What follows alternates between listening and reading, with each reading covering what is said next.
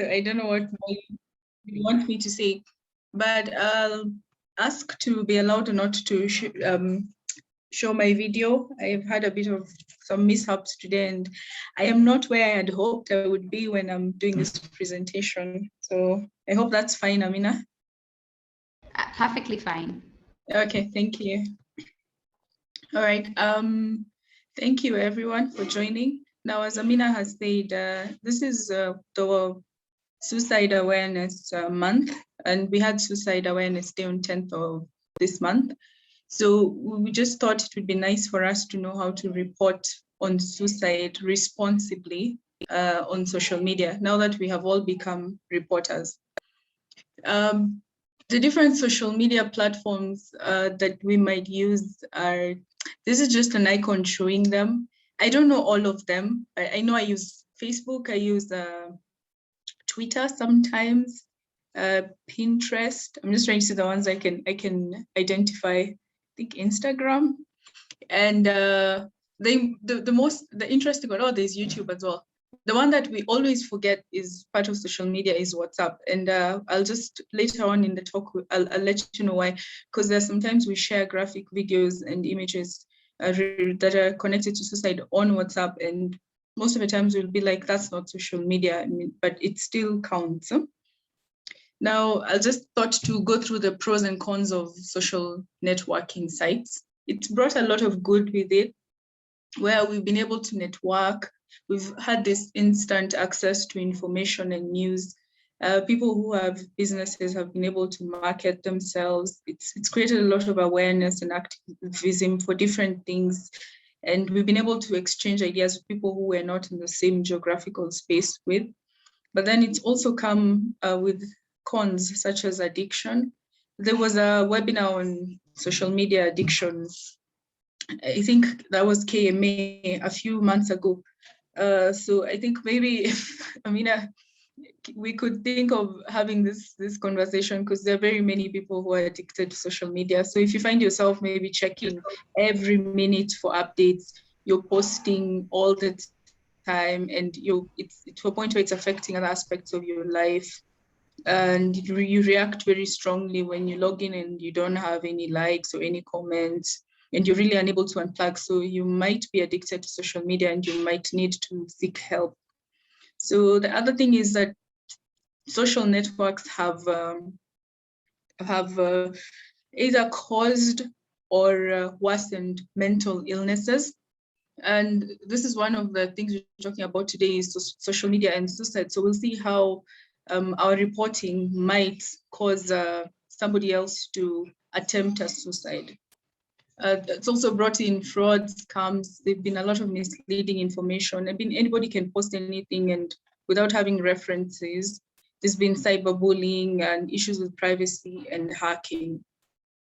So let's talk a bit about suicide. So suicide has been declared by the World Health Organization as a global mental health problem.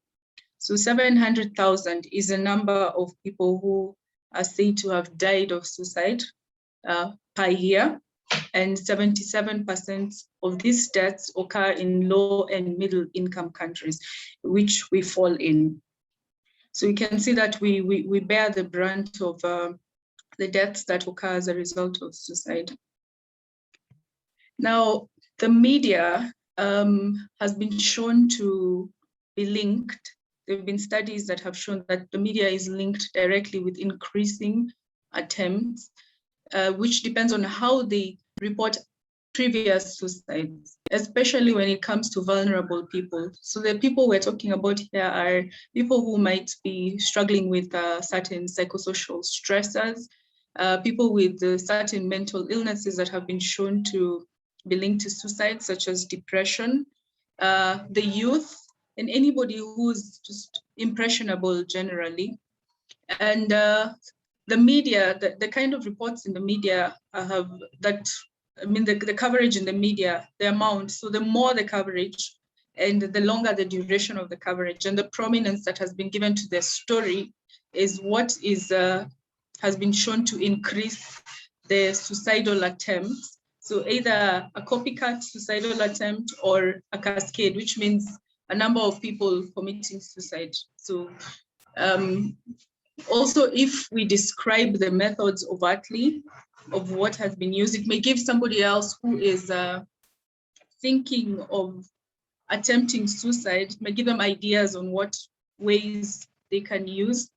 Also using dramatic, graphic headlines and images, just which I know the media uses this to capture the attention of people, but whenever it does that, then it's been shown to increase suicidal attempts following a reporting by the media on a suicide story.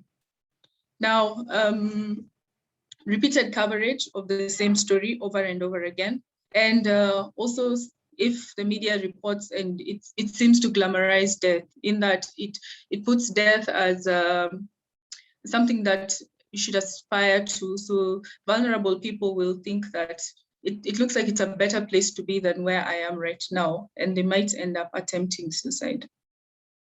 So the recommendations that the World Health Organization gives for a story on suicide, so this is general, it's just not just social media, on mainstream media as well. So it's recommended that it's brief, okay, and with the aim of dispelling any myths and misconceptions that might be there in that society about suicide.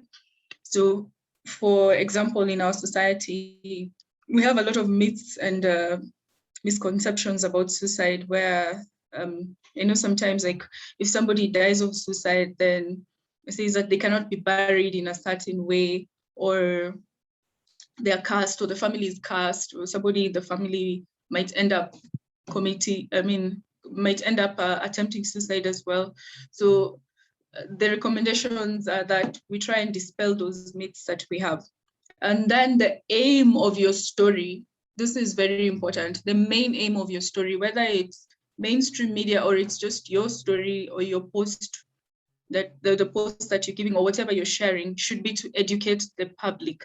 So we should be educating the public about suicide. What is suicide? What is the prevalence of suicide? What are the causes of suicide? What are the links of suicide? And then while we're doing that, we should also encourage anybody who might be thinking of attempting suicide to seek help. So this is just I'm elaborating on what the World Health Organization recommends on suicide reporting. So again, I have said it's mostly for the mainstream media, but these are things we can draw on our own posts or whatever it is we're sharing on our social media pages on what to do, what is the right thing to do. So we should avoid describing or depicting the method and location of the suicide. So if you must talk about a suicide that has occurred, just avoid saying exactly where it was, exactly what method was used. You can just be general on what you are saying.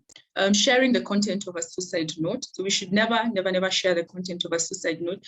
I have seen this happening a lot, especially on WhatsApp. I'd spoken about WhatsApp before. And most of the times we say, this is not social media, but then we share a lot of content there, especially when there's a note or a picture and you share it in groups or to your friends. Some people might even put them as their stories. So describing personal details about the person who died, you're not supposed to do that. If you must talk about this person, you should be as general as possible. Presenting suicide as a common or acceptable response to hardship. So some of the stories that we might do or some of the posts that we might do might make somebody who is thinking of attempting suicide feel like, I'm struggling a lot with 1, 2, 3, and this other person was struggling with this as well, and they ended up attempting suicide, so I should do the same. The other thing is, let's avoid oversimplifying or speculating on the reason for the suicide. For instance, if somebody attempted suicide or if somebody died by suicide, then there's usually a lot of things that are in play. It's not one thing, it's not two things. It might be 3+ things that are happening on different aspects of this person's life. So we should avoid saying that this person died of suicide because of, a broken relationship or they were failing in school. Also, we should avoid sensationalizing the details of that suicide in the headline or story. Again, I've said the media usually does this thing where they're trying to capture your attention. So sometimes even in social media posts, you might find yourself putting this caption so that everybody's interested. They're like, what is this person talking about? So it might be something very shocking or chilling, or saying, don't know, 12-year-old boy found dead by mother or something like that. So those are the kinds of things we should avoid. So we had already talked about this. We should avoid glamorizing or romanticizing suicide, making it look like it's something that somebody who is suffering should do, and it'll make their life better in the long run. Also, we should avoid overstating the problem of suicide by using descriptors such as epidemic or skyrocketing. If you must talk about the problem, I mean, if you must talk about suicide, then you should have the right kind of information, which is accessible, especially from the World Health Organization website, where you can say that in this country, maybe this is Kenya. In Kenya, we've had this number of suicides in the past, last year, and this year we've had this much, so that when we say that it's increasing, we have figures to talk about. The other thing is to avoid prominent placement of stories related to a suicide death in print or in newscast. So again, we had said it should be brief, it should not be on the front page or the second page, it should be somewhere in the middle or at the back, and it should be mostly at the bottom, so that it's not very prominent in the media. So I just picked a few examples of some of the things that I saw. I was just going through some social media posts. I have removed people's names from it, but to notice that on the original posts, the names were there, not removed. So I'll just read some of them. So there's a 35-year-old pediatrician at Kenyatta National Hospital committed suicide inside her car Saturday evening at Kenya's biggest referral hospital. She's said to have left an ongoing MA class at the UoN moments earlier, and 2 bottles of anesthesia drug labeled ketamine and midazolam along a syringe were found. She left behind a printed suicide note, which was being shared. So we can see that this post has broken almost all the rules. We have gone and given this person's name. We've said where it is that this person died. We even said what this person does, and then we have speculated about the fact that this person left his class moments earlier. Maybe it was something that had happened in the class, and we've also gone ahead and said that this person used this drug, and gone a step further and even given the names of the drugs that were used. So this is just the same suicide that was being reported.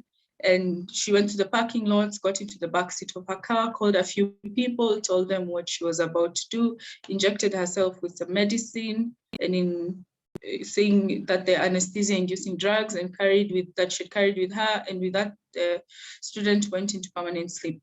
Like you can see how this person has really sensationalized and has gone ahead to tell us exactly what happened bit by bit. These are more. So photos of a Njoro-based police officer. His name again was on the post, who shot dead his girlfriend while receiving treatment in hospital before committing suicide. His wife, whose name was also noted here, says she begged him not to harm himself and surrender his gun after the incident. This is another post. I know we've been powerless on many issues, but why is the story of this person whose name I've blurted out not trending? Why can't we at least raise our voice and keep her memory alive? Which sounds like a good thing to do, but are you trying to really keep her memory alive, or is it because what people normally do on social media is like you're trying to get more likes, you're chasing clout, you'd like to have a lot of comments on your stories? So is that what you're doing, or are you really trying to, what we had said before, educate and give information on how to get help? There's also this one. You can see the sad news in capitals, so it's really drawing our attention to it. If I was passing by and doing my own things and I saw that, I'd be like, oh, I want to know what this sad news is. And a 12-year-old called this a student at St. Andrews International High School has committed suicide due to separation of parents. According to reports, after the parents' divorce, the father, who's currently in Kenya, has been mistreating him while on a holiday visit in Kenya. To make matters worse, the mother, who was staying with the boy, has been pushing for the late to follow his dad in Kenya. He then went to his bedroom and hanged himself. So this person has gone ahead and told us what exactly happened. This boy died of hanging in his bedroom. So you can imagine if there's a boy who's around that age who has been having issues with separation of his parents, he will think that this is the right thing to do. I mean, this other boy did the same thing. So you're basically just putting ideas into his head, which is something we're trying to avoid. Okay. So before you post or before you share a message that is related to suicide, ask yourself the following questions. One, is my aim of this post to educate, or is this post I'm about to share going to educate people on suicide? Okay. Am I sensationalizing? Am I trying to get more likes? Am I trying to look like I'm popular? Am I trying to get more comments? Am I repeating a story that has gone on and on and on? Or am I repeating it from other people? Or am I doing it on my own social media space? The other thing with repeating is, I think sharing would come in handy here. Some of the times we just share things, we keep sharing them, and then it ends up creating a whole cascade. So is that what you are doing? Am I using stigmatizing language? For instance, it's better to say that somebody died of suicide or somebody has attempted suicide than saying that somebody committed suicide, for the simple reason that things that are committed are usually crimes. If any one of you has been following this, we know that the current Mental Health Act, not the current Mental Health Act, yes, is trying to change suicide from being a crime. It's trying to decriminalize it. We have a new one that's coming up. So currently, suicide is a criminal act. So when you say somebody committed suicide, then it sounds like it's a criminal act, and this person will not want to come for help. Yet we know that most of the people who are attempting suicide or who died by suicide are people who needed help, mental health help. So am I explicitly describing? Okay. Are you giving too much details to your followers about this suicide that has occurred? Do you have consent for those photos and videos that you're sharing and forwarding? Okay, I know we like forwarding things a lot, but do you have consent for those photos? Sometimes somebody dies of suicide, and the first thing that you do is you run to their social media profile because you have their names, and you pick a photo that they have put on their social media profile without their consent, of course, because they're not there to give the consent. And then you now go put that picture on your social media, on your Facebook or your Instagram, and then you write down there, oh, rest in peace, we have lost so and so. But you do not have consent for that photo or that video. Okay, am I showing concern for the bereaved? As much as we want to talk about, I know sometimes some it's grim, but sometimes death is exciting. It's something new that has happened, and it's a break from the normal routine that you've been having. So we tend to forget that there are people who have been bereaved. There are people who have lost a friend, they've lost a sister, a brother, a husband, a child, and they are actually crying and going through grief and sorrow. So are you showing concern for those people when, for instance, as soon as you find out about this, even before finding out if the relatives all know, you go ahead and share this content or post this content? The other thing you should ask yourself before you post is, have you provided information on where to seek help? Because there's really no point in you putting up a post about suicide, and then at the end of it all, you have not told anybody who might be thinking of attempting suicide on where they can seek help from. So the other thing is, you should ask yourself is, are you normalizing suicide? Are you putting it in a way where it looks like it is it's something that should be done when maybe somebody is going through certain psychosocial stressors? Okay, so I think everybody, if you get nothing out of this webinar, this is what I would like you to go with. Just ask yourself these questions each time before you post or share. Right, so what are the useful bits of information that you should know or share maybe with your friends or your followers on social media platforms? So it's important to know the different hotlines that we have in Kenya. So the Ministry of Health has a hotline. Kenyatta has a hotline as well. There are different NGOs and associations that have hotlines. So it's very easy to find this online, just in case you need to share this with somebody. The other thing that you need to know is mental health information. You need to know where can somebody access mental health treatment. So you need to know which hospitals have mental health personnel, the psychologists, psychiatrists, and the psychiatric nurses and social workers who might be able to help these people. So you need to know at least the hospitals or names of individuals. If you know, that's also good because it will help you in referral. You need to know some of the associations and organizations in Kenya that help people who are thinking of attempting suicide. And most of them have websites these days, so you can very easily just find out about this from their websites, the contact information and the names of these organizations. Okay, so what we did for World Suicide Day was we lit candles and we placed them next to the windows just to show that we should be the light even when there's darkness. So I thought to finish with this so that when you are in your social media space, I would urge you to be the light when it comes to educating and helping people who might be thinking of attempting suicide in getting the help that they need. So Amina, that's the end of my presentation.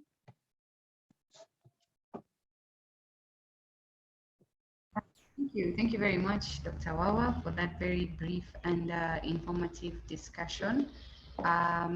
Maybe I can just quickly ask some of the questions, but I was actually quite interested to ask one in specific. You mentioned that suicide is criminal in Kenya. So for the para-suicide, the ones who have attempted suicide, do they actually get criminalized for attempting suicide in Kenya? Do we have such cases, or have you personally ever heard of such case? Yes. So for somebody who's attempted suicide, honestly, it depends on where you land. So if you land with the police, they charge you, and you're either fined or you're sent to prison for about 6 months to 1 year. So, but if you land in hospital, and we hope that whoever is in that hospital is properly trained, the law says that that person should report it to the police, but most people do not report to the police. I mean, you think that this person needs help, so you just treat them and keep it hush hush, chini ya maji. But yes, people do get charged and are sent to prison. I have seen that. Sad. Okay. Now, there are concerns, rather, maybe you can elaborate. I'll read this before I proceed. Merab, do you have any input on that comment? What's your experience about people being jailed because they attempted suicide? So thank you, Dr. Mina. What I can say about people getting arrested for attempting suicide is that the reports have been there. The names have not been shared really. So again, I know Dr. Wawa has spoken about disclosing the identities of the victims or survivors.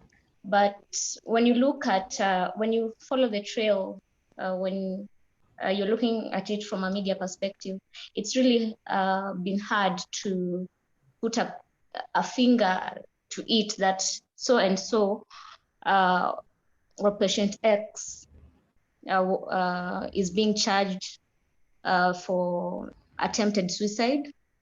Dr. Wawa has a different experience from mine, given that her expertise is different compared to mine. But also what I'd talk about social media, reporting on social media and reporting in the mainstream media. Those two things may seem similar, but they're also different because the rules of engagement are totally different. Today on social media, you are literally your own editor. You can tell your own story, and somebody who knows me can also tell my story without my consent. So I always like to tell people close to me that I'm a patient first before I am a journalist. And if I don't share what I don't share personally, I would not want you to be the person to share it, because it's my right, and it's my right to be the custodian of this information.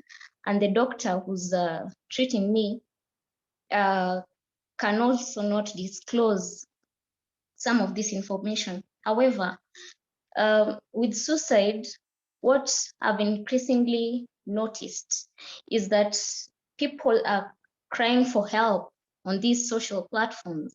So first, besides the media reporting on a patient or a person committing suicide or dying by suicide, you find that this story has been told either by the person themselves as they are crying for help, and it is just fueled and goes out of proportion, and the next thing you know, the person died.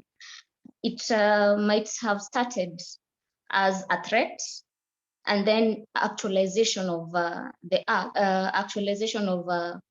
threat, and from there on, it just picks up.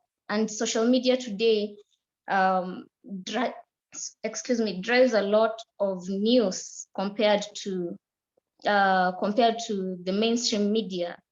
When you look at it analytically and from an audience perspective, the audience on social media is higher, and the power that people have on their phones and their laptops is much, much higher. So as much as the media has been accused of sensationalizing some stories and creating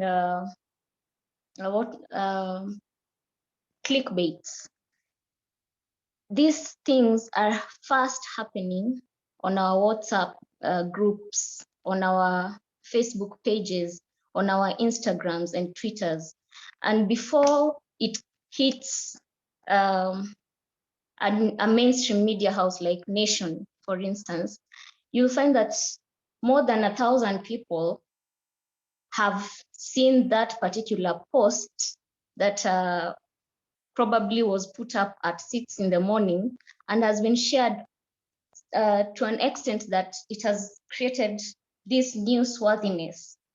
However, I also agree with Dr. Wawa that if we are to reduce the rate of suicide by 2030, as per the WHO recommendations, we really have to change the coverage, both on our social media platforms and on the mainstream reporting or coverage.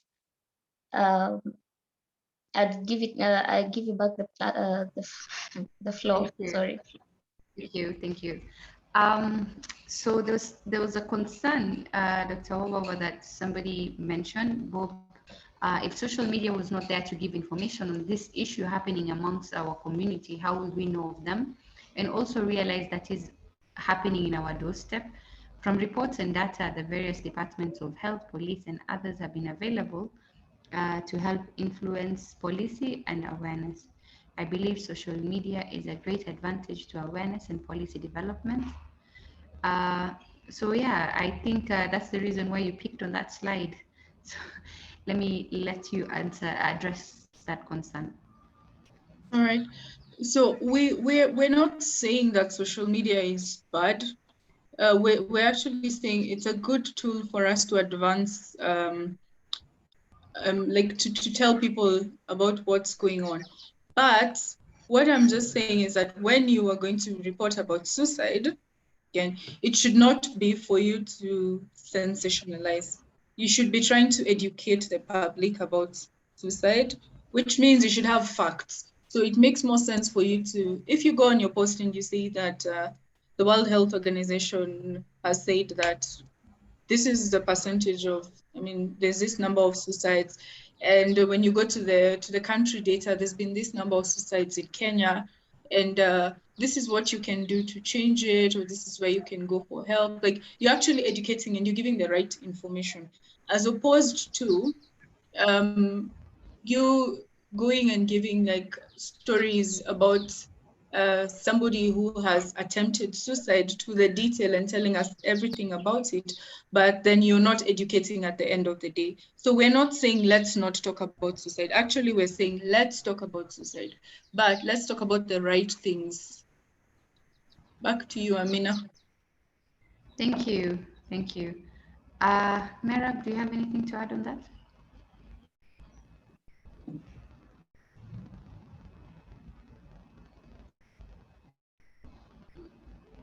Okay. Sorry, Yeah. I'm on mute. Can you hear me now?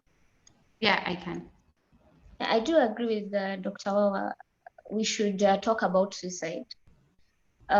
We should talk about it responsibly. But we cannot also take away the fact that with social media and the age of information that we live in, there has been a lot of disinformation and misinformation, and a new phenomenon that is called infodemia. So all these things are happening at once, and we all take part in it, either responsibly or irresponsibly. The oldest saying in the book is that the truth, a lie gets halfway around the world before the truth can put on its pants. It is what we are actually seeing happening in real time. So because of this whole issue about how attractive whatever you post on social media is, you find that people will either not have the time to responsibly go and research on a topic they want to put up and just go and jump right into it because they want to be the first to break this story before anyone else. They want to be the ones to share this information. But at the end of it all, I think the change begins with us. If I today take time to post something, however nice or sad the post will be, I will take my time to research on what I'm talking about to ensure that for the information that I'm sharing on my social handles is the correct information. Mm-hmm. Thank you. You've touched on something that sometimes I keep wondering. It's a bit off the topic, not really about suicide, but sometimes we lose friends, we lose loved ones, and I've noticed a trend. I don't know. People like reporting this news even before the right people know.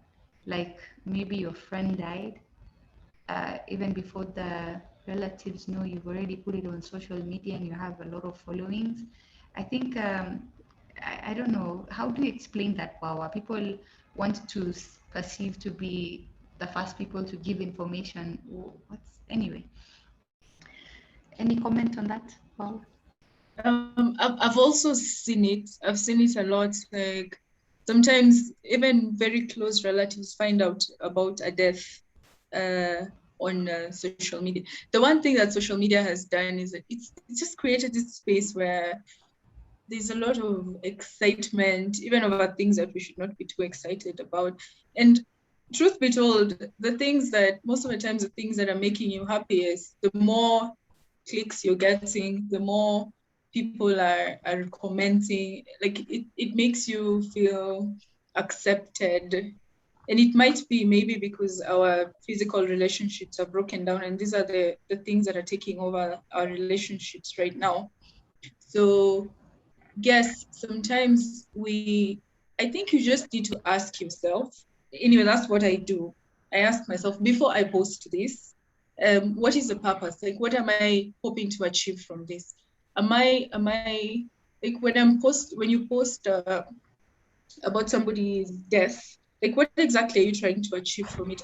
Are you informing the masses about it? Are you trying to get to look like you're the one who knows things fast? Are you trying to just get more followers? Like, what exactly are you doing? So before you do any of your posts or shares, the most important things to ask yourself is like, why are you doing what you're doing? Then everything else should fall into place after that. Back to you, Amina.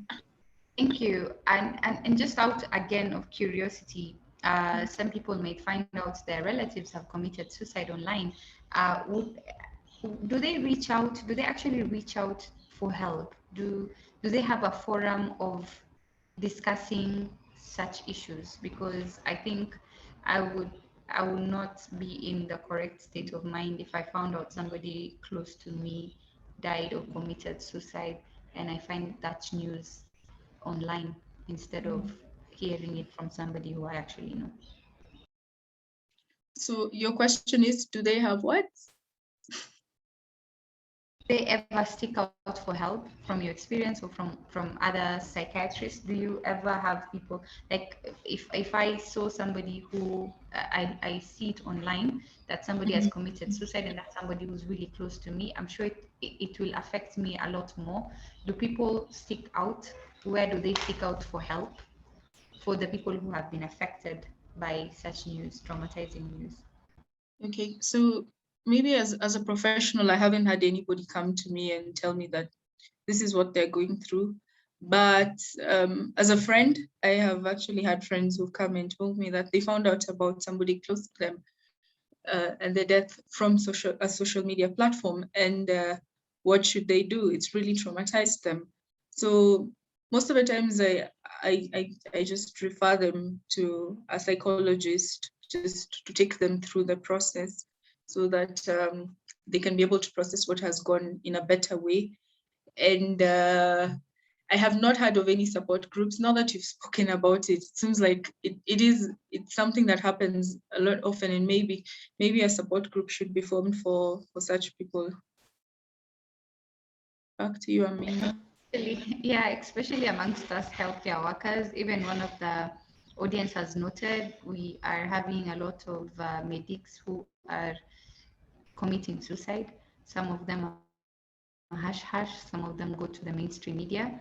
But the rate is alarming. It's really alarming. I don't know any health worker who does not know somebody who has committed suicide. In fact, we usually say such things as, "Oh, they had a seizure, they died," or they had. We misterm them as something other than suicide.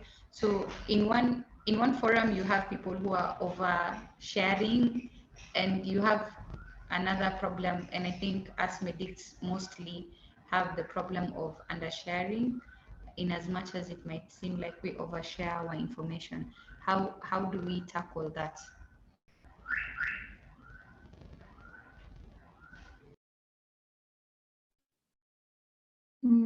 Amina, sorry, I missed that. Could you please just ask that again?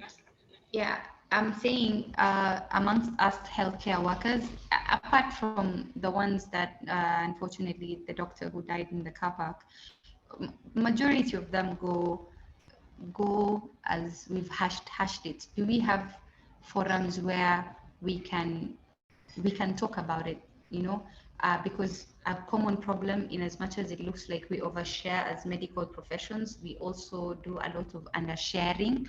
We don't say this person commit, you know, what's the correct way of doing it, because it's either we overdo it or we underdo it by just saying, oh, that person died because of ABCD. We never say that they actually committed suicide. Okay, I'm still not getting your question clearly, but I'll try answer. So are there forums? Yes, I think KMA has been doing a lot of sensitization, especially on mental health. And they even have a hotline that you can call and speak to either a psychologist or a psychiatrist if you're undergoing any issues, and it's free for if you're a medic. So that what was the other question? I'm not so sure I've gotten it. So if I haven't answered. Okay. Basically, we have talked about how not to overshare, but there's also another problem whereby people undershare. Like they do not talk about the suicide activities. They would instead say this person died because of ABCD. They will not say that this is suicide, you know, like they will criminalize it or make it look like something that we're not supposed to talk to. Usimuharibie jina, maybe I say it in Kiswahili. Okay. Evil, yeah. What's your advice on that set of group of people, because they are fairly more than the ones who overshare? Wow, oversharing. Okay, so I would just go back to our society, and given the fact that I mean, suicide has been criminal for the longest time, and then there are all these taboos and these myths that are what is it, that surround it. Yes. So basically, I think as somebody who's a healthcare professional, who very many people look up to you and listen to what it is you're doing and come to you for advice, and whatever you tell them most of the time goes. So you should be somebody who is who has like very good grasp and knowledge of whatever it is that's happening. So if it's suicide or mental health issues, you should be able to have the questions. And when you've educated yourself and you can educate others, then that stigma, because basically this is basically just stigma, then the stigma will start going down and you'll feel more free to talk about these things. And the other thing would be, even not just as individuals, even as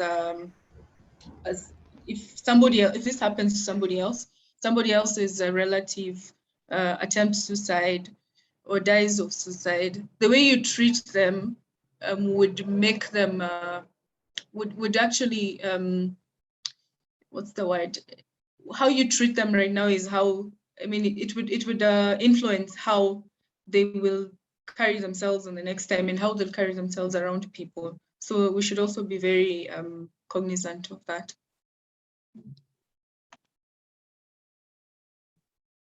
Okay, back to the Q&A. Do these recommendations also apply to parasuicide events? I think Patricia was asking if the recommendations, WHO recommendations, do they also apply to parasuicide events?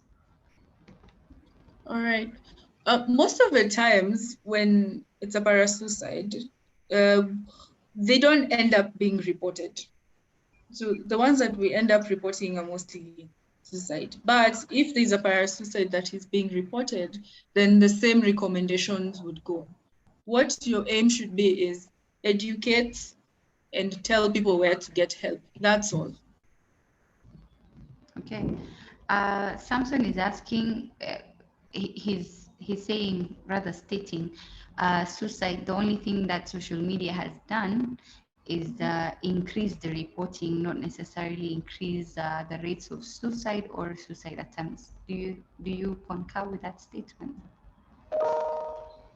Okay, so Samson, we're not saying that there has been an increased, because there's not enough data right now, especially in Kenya, to show that there has been increased in suicide attempts generally. Okay, but there have been studies that have been done, not in Kenya, but in different places, that have shown that how you report your suicide will influence vulnerable individuals. Okay, again, we're not talking about everybody. So people who might have a mental illness, who might have been thinking of attempting suicide, the youth, or people who are undergoing some psychosocial stresses. So when you give them these ideas, when you talk about the suicide over and over again, when you put it in the headlines, when you give methods of how to attempt suicide, then these are the things that we're saying influence people who are already vulnerable to attempt suicide. Amina, if I may just add, there was somewhere I read. Yes, kindly, yes. If I may just add to Dr. Wawa's response, yes, there's evidence that internet and social media can influence suicide-related behavior. Like she says, the bulk of the studies have been done out of Kenya or out of Africa. But the question is, does this pose a significant risk to the public when it pops on our social feeds? Yeah, because what I've seen, or the social media phenomenon which has swept us, it's from people sharing the food or influencing the food we eat to the people we date, and to the other extreme, what makes us sad and even suicidal. And it has also normalized. Social media has also normalized the reading and sharing of death by suicide or homicide, that we are becoming sort of numb to. If we are becoming numb towards. But with the recent increase in these highly publicized cases, of course, there is national attention that has been drawn to it. Now, does social media impact or influence? Would I see a story or would I see a post on Facebook and decide to act on what I've seen? That, I think, for me, it depends with the mental space the person is in.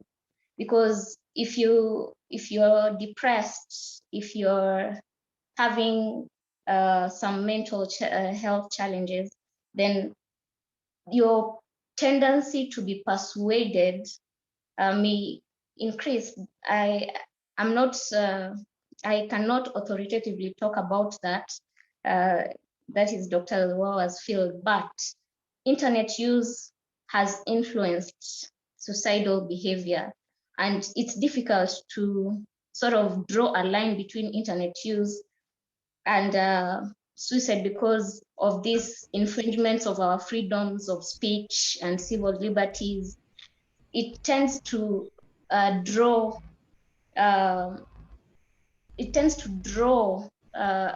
us into this type of infringement, that if you are curtailing or you're attempting to sort of police what I'm posting on social media, yet I am the one who has power over it.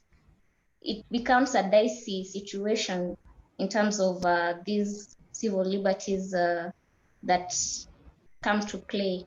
I don't know if I've complicated the issue, but we can talk more about that. Thank you, Merab. I don't know, I read somewhere that I don't know about if it increases the number, but it definitely does increase the imitation rates. You can correct me if I'm wrong, Mawa, but if you report ABCD died, like ABCD hanging himself, you would have more incidences where people are actually hanging themselves. And then also there was a place that I read that if you do responsible reporting and you share the links where people are supposed to get help, you would find that they are able to to call that number more. The numbers of people seeking out for help increases when you do responsive reporting. Yes, Christine Amina, sorry. Amina, yes, yeah, you're right. You're absolutely right. And it's been shown that like the period following a suicide, especially one that has really been covered by the media, there's usually an increase in the number of suicides during that period, just after. Okay. Go on. I don't know about the trends here in Kenya. I think we need to collect more data to be able to speak with authority. Christine Muse, I've allowed you to, you can unmute and maybe ask your question.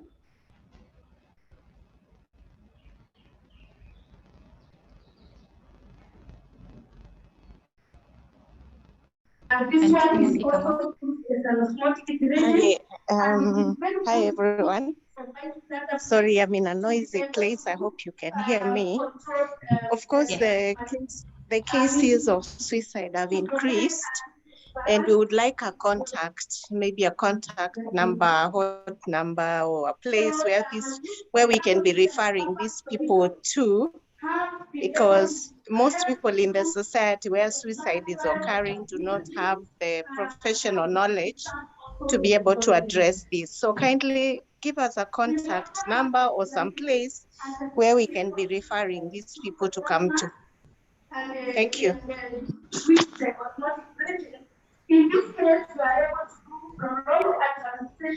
Thank you, Muse, for that. Maybe Wawa, can you share? You mind sharing on the chat box a number where people can kindly unmute? There's a lot of noise in the background. Yeah. Done. You can continue. Okay, so I will share the contacts of some of the organizations, but apart from that, most of the county hospitals will have mental health practitioners who can be able to help in case there's a suicidal attempt or somebody who's thinking of attempting suicide. KNH has a suicide hotline, so does Madare, so does the Ministry of Health. Let me just look for those numbers, then I'll put them in the chat. That's fine. Okay.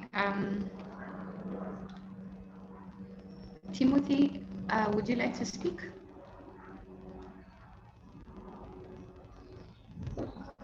I don't know what happened to my Q&A, but maybe I can recall there was one particular question that stood out regarding adolescents and the youth when they specifically say kill myself. How are you supposed to tackle that? Okay, so I've seen the question. I'm wondering, this kill myself, is it a game? Is it a series? What exactly is it? I'm not so sure. Basically, let's just assume they wrote a message, kill myself, or they want to say kill myself. Okay. So for the youth, I think the easiest place to reach them would be schools and maybe other places where they frequent. So it would be important for us to educate them at that point on mental health issues, on suicide, on what to do in case that they're thinking of attempting a suicide. The other thing would be for their parents or brother or sister or whoever it is that they approach to tell that I have been thinking of doing this, to be able to refer them to the right mental health practitioners to help them and do it in a non-judgmental way. Most of the, I think, counties, I've seen several counties and Kenyatta as well, having a youth center, which is a youth-friendly space where the staff do not judge them, where they're allowed to walk in and they play games and they're allowed to talk about what it is that they're going through in a very chilled out setting. So these youth centers are good places where you can start, where you can refer a teenager or an adolescent who has told you that they are thinking of killing themselves.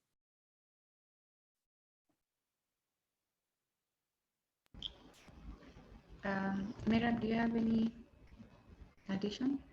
Anything to add? Well, as I this statement makes me laugh. As a millennial, as a young person, I'd say the same social media where we are most accessible can also be used as the platforms to share information that have been fact-checked, to share videos that then enhance or start to begin to instill these social behavior changes. And what else? I've talked of videos, I've talked of sharing the fact-checked information. Yes, and basically use the social platforms as a means to access the young people too. Because when you look at, and I'll give you an example with me, because it's a tendency and a trend that I know is not very healthy, but I do it most of the times. I find myself doing it subconsciously. I will not, if I'm not at work, I will not leave my house. And if I don't leave the house, I will either be glued to my TV or my phone or my laptop. That is a trend that you will find across board for many millennials and centennials. It is something that you find yourself secluded so much that you find there's a lot of comfort in being having a conversation with the person, the person on the other end of the phone, compared to a face-to-face conversation.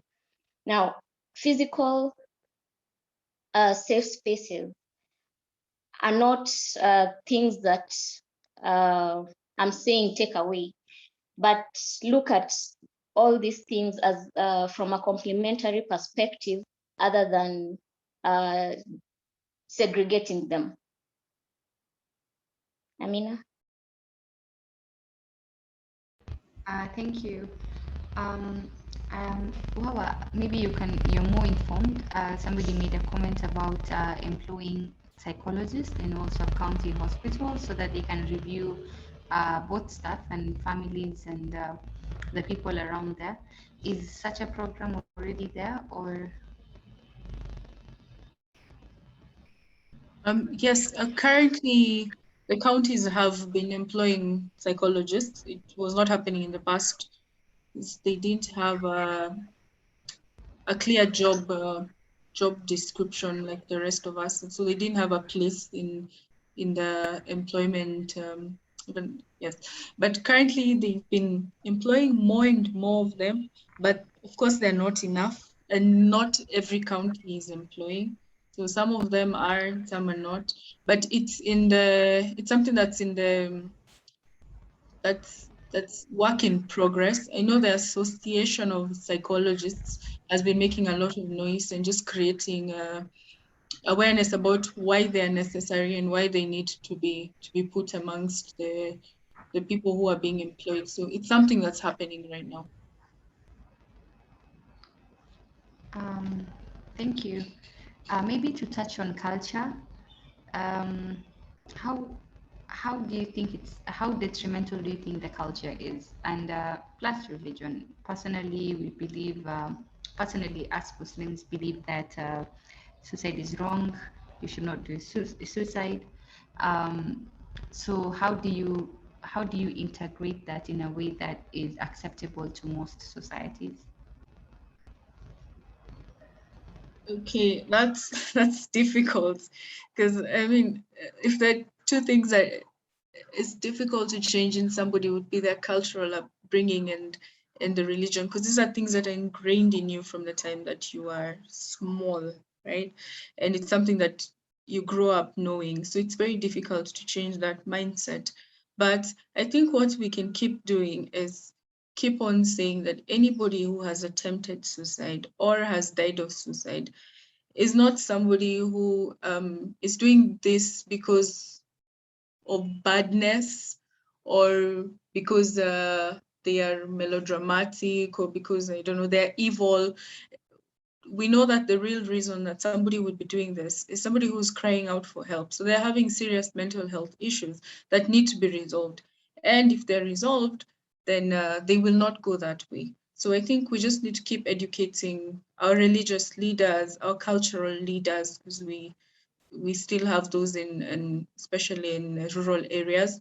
We need to keep engaging them and talking to them, because they are the people who will go and tell the people who follow them that you guys, I know we've been saying this and this, but it has come to our attention that these people have a mental health issue, so we need to help them instead of castigating them.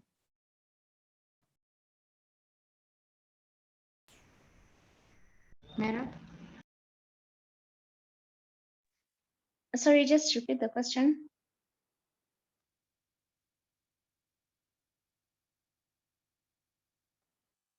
Regarding, sorry, it was regarding culture and how to tackle and the best way to talk about suicide with cultures that make it, demonize it and make it look very evil. What's the best way of tackling that? For me, two things come to mind: community engagement and demystifying these myths and misconceptions. Because at the end of the day, our cultures and religions will impact our decisions. But when you have the information and the correct information, then you're able to make an informed decision, compared to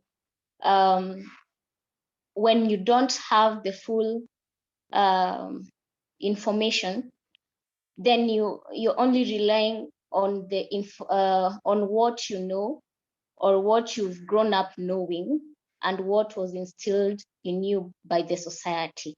So if we are to change and reduce the rate of suicide in Kenya, then we have to really have community engagements, put out information that is correct, to counter misinformation, to counter sensation, sorry, and to make it repeat the process, so that it is also something that, as a person, it will be ingrained in me, that even though I may not actively use the information, it is information that I have. It is information that when I counter a situation, I can make an informed decision. Thank you. I think we're about to close the discussion. So just one more question. Will keeping a memory alive increase the number of suicides, or will it reduce the number of suicides in comparison to those who would equally feel that you're not being fair to the deceased by keeping silent about their suffering and their option out? And I think they also want to know about the series 13 Reasons Why. What do you think about that? Okay, so I have not watched that series. I don't know what it's about. So unless if somebody would tell me what it's about. But what we are saying is, we're not saying let's not talk about suicide. I mean, keeping somebody's memory alive is a good thing. But how are we doing it? Are we doing it responsibly? So if keeping this person's memory alive entails us going back to the gruesome story of how it all happened, then there is a problem.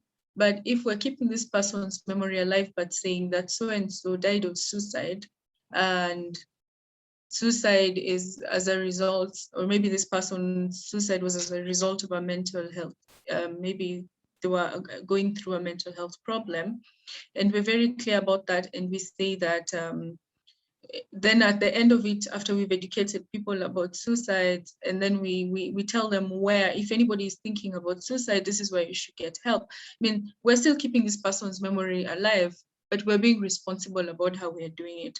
So that's what we've been saying. Let's be responsible about our reporting. Very Amina? much. Maybe you can sum up the discussion before we close it up, Dr. Wawa.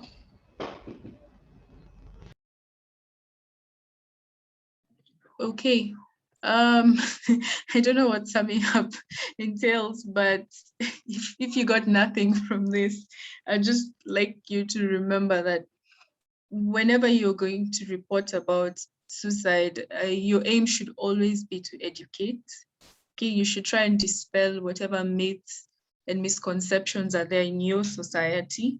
And at the end of the day, you should make sure that you have guided whoever might be thinking of attempting suicide in the right way, by either telling them about the mental health that is available, or just pointing them in the right direction.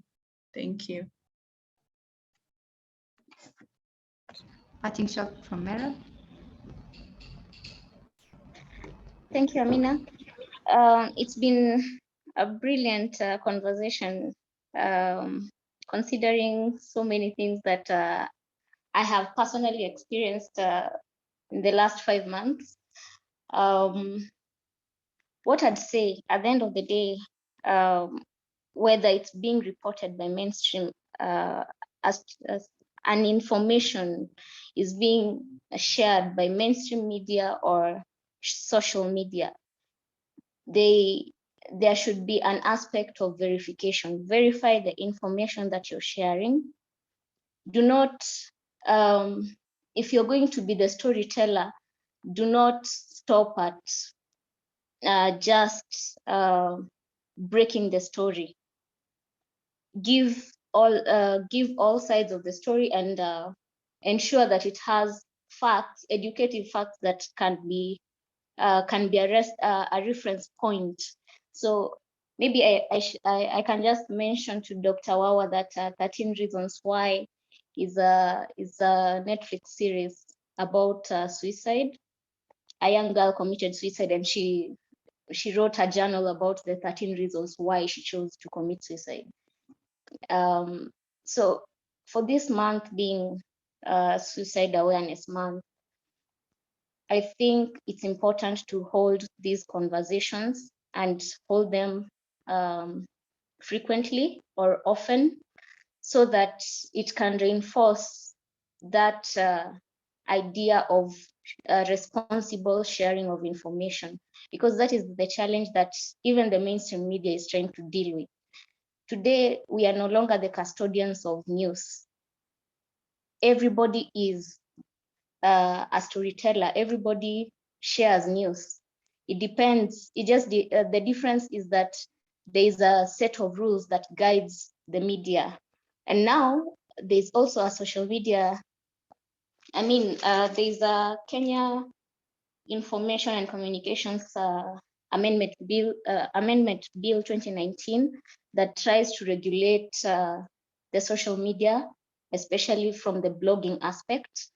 For me, I think that will at least shine a light on how we can regulate the social media platforms in this country in the future.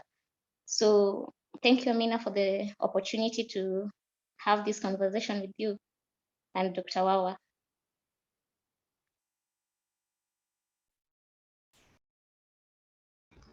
Thank you very much, Merab and Dr. Wawa, for joining us and giving us your expert opinions on your different specialities. to sum up, so suicide is something close to most of us as healthcare workers. I'm sure all of us know one person or the other who has committed suicide, ever maybe through overdose, maybe through other methods. However, let's be kind on how we report these things. Let's be just because somebody else is doing it doesn't mean you can also you need to like that post or retweet that post or do any of those things. Don't share such informations, and try and be supportive and be responsible in giving good feedback, as opposed to just making sure you are the person with go-to person every time you want information. Let's be people who want better for others, and be supportive of each other. Again, I can't underestimate overstate that how grateful I am for us to have this discussion, and I hope we'll keep on discussing about it. Apologies for not having a slide on where to go.